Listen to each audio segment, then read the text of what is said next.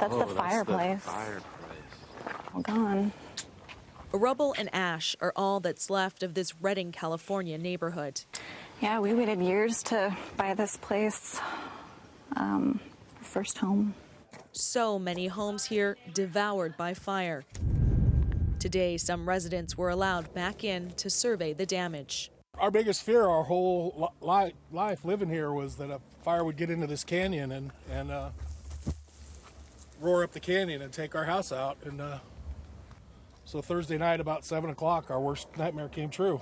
The fire that tore through Redding late last week moved faster than anyone expected and created a rare vortex of fire. And that's literally fire behavior that we have not experienced or seen or witnessed in a generation here in Northern California.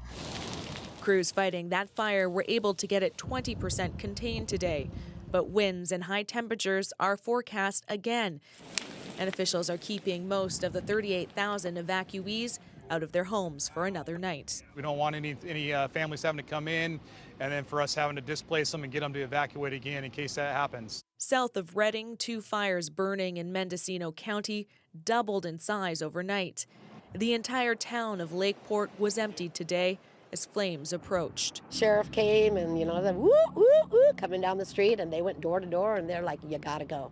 Marilyn Martin was quick to leave. She knows how fast the flames can move. It's horrible. My daughter lost her home in the Valley Fire almost 3 years ago. And so, it's pretty traumatic.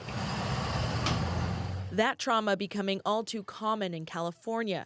Fire season usually kicks into high gear in August and September, and now it seems to last all year round.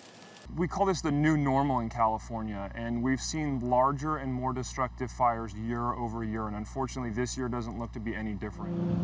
For now, thousands of firefighters are working around the clock to maintain the control lines on the fires, while communities worry about trying to survive in the new normal.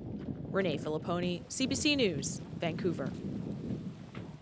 Well, it may be the new normal, but it's just as unpredictable as ever, in part because that Carr fire is burning so hot and it's become so huge, it's actually creating its own micro-weather system. Now, for more on that, I'm joined by CBC meteorologist Ryan Snodden. Ryan. Well, Andrew, part of why this fire has gotten so bad so quickly is that California has been going through drought-like conditions. Everything is dry, so when a fire does spark, it has so much fuel to burn through. Now, we're seeing 2 unusual things with this fire: pyrocumulus clouds, or mushroom clouds, and fire tornadoes.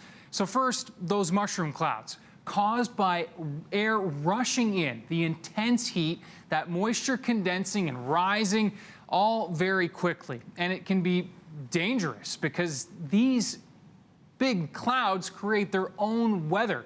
It's like a thunderstorm, lightning, localized winds. That makes the fire even more volatile and harder to predict than it was. And then there are these fire tornadoes, or firenadoes. When a fire is burning extremely hot, the surrounding air is cooler, it gets pulled in like a vacuum, forming these funnels. They're strong enough to rip roofs off of houses, trees out of the ground, and they can start new fires by stirring up ash and throwing embers far into the air. Fortunately, they only last typically a few minutes. Right, but I guess, few minutes, they can really matter out there. So tell me, what do the next few days and the next few weeks look like for fire crews?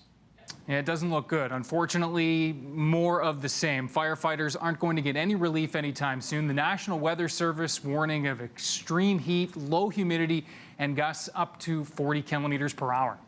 Okay, CBC meteorologist Ryan Snodden, thanks so much. Thank you.